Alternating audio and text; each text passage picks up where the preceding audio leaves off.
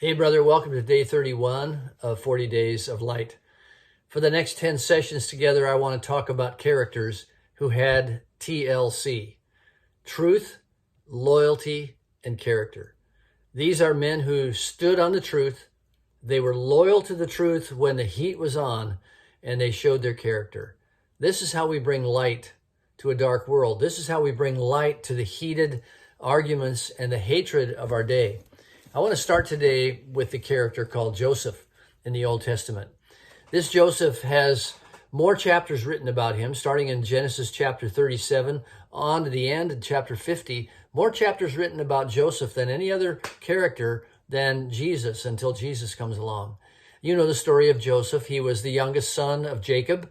He was hated by his brothers because he had dreams, and those dreams tended to come across in his adolescence as boasting.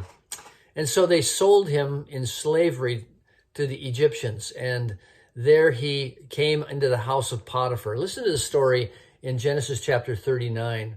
It says, "Now Joseph had been brought down to Egypt, and Potiphar, an official of Pharaoh, the captain of the guard, an Egyptian, had bought him from the Ishmaelites who had brought him down there. The Lord was with Joseph, and he became a successful man. And he was in the house of the Egyptian master. His master saw that the Lord was with him, and that the Lord caused all that he did to succeed in his hands. So Joseph found favor in his sight and attended him, and he made him overseer of his house and put him in charge of all that he had." Joseph was a successful man, a successful manager of Potiphar's house, the captain of the guard of Pharaoh. But you know what happened next? Potiphar's wife propositioned Joseph, said, Come and sleep with me." This temptation not only to sexual pleasure, but to power and position. And Joseph ran, but she snatched his cloak, used it to bribe or to blackmail him, and he was thrown into prison. And the story progresses from there, where Joseph is ultimately let out because of his gifting of interpreting dreams, and then he went to prison again, and then he came out again, and then Joseph ends up as the second in command of all of Egypt and literally saves the world from a worldwide famine. God uses this man. But let's go back. What was the core of this man? He knew the truth of God. He knew the Ten Commandments. He knew what God wanted of him in his moral life. He was loyal to that when the heat was on, and his character came through. Men, this is the way we impact our culture.